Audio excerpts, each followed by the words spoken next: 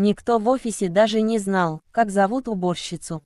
Для всех она была просто тетя Валя, тихая женщина лет 45, в сером халате, с постоянно опущенными глазами. Она приходила раньше всех, уходила позже всех, мыла полы, выносила мусор и старалась быть незаметной, словно тень. Директор крупной строительной компании, Игорь Сергеевич Власов, ни разу не разговаривал с ней до того самого дня, который перевернул их жизни. Тот день начинался обычно. Игорь Сергеевич спешил на важную встречу, когда раздался звонок от жены. Голос у нее дрожал. «Игорь, с Максимом беда, он в школе, ему стало плохо». Максим, их 12-летний сын, страдал врожденным пороком сердца. Врачи предупреждали, любое промедление может стоить жизни. Игорь Сергеевич бросил все и помчался к школе, но пробки были ужасные. В голове стучало одно, только бы успеть. В это же время тетя Валя, как всегда, мыла полы в школьном коридоре, она подрабатывала там по вечерам. Услышав шум и крики, она сразу поняла, что-то не так. На полу, бледный и задыхающийся, лежал мальчик. Учителя суетились, кто-то уже вызывал скорую, но Валя, увидев его лицо, побледнела сама. «У него сердце», — сказала она твердо, — «его нельзя просто ждать». Оказалось, что когда-то давно Валентина работала фельдшером. Жизнь сложилась так, что диплом остался, а профессия — в прошлом.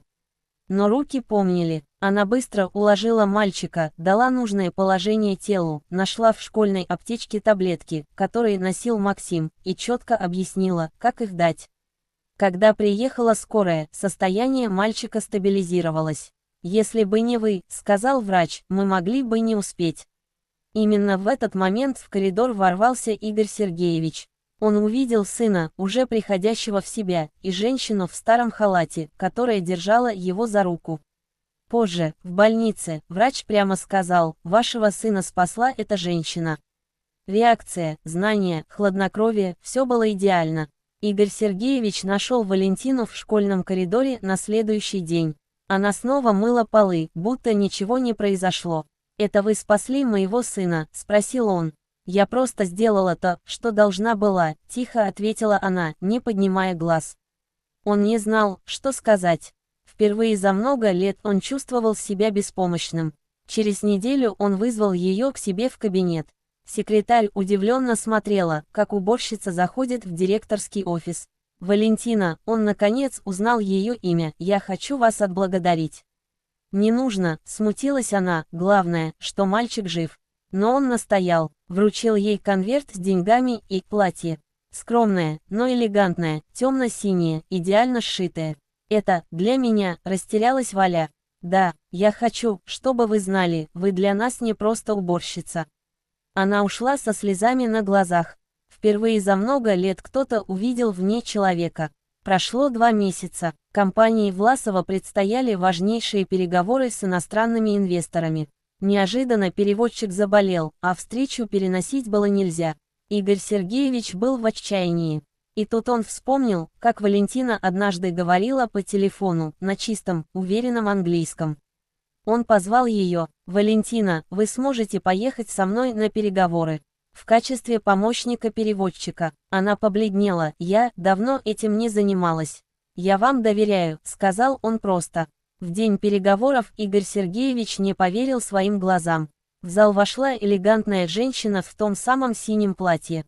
Спокойная осанка, уверенный взгляд, аккуратная прическа. «Валентина», — прошептал он. «Да, Игорь Сергеевич», — улыбнулась она. Во время переговоров она говорила четко, грамотно, уверенно.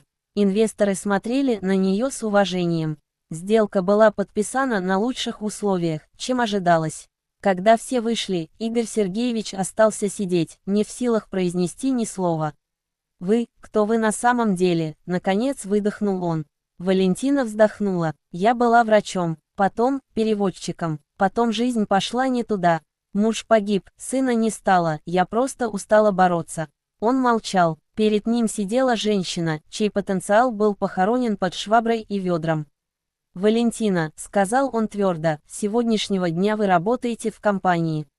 С достойной должностью и зарплатой. Если согласны». Она смотрела на него и не верила. «Я попробую», — прошептала она. Иногда судьбе достаточно одного поступка, чтобы все изменилось. В тот день Игорь Сергеевич понял, спасение сына было не случайностью. Это был шанс для них обоих начать жизнь заново.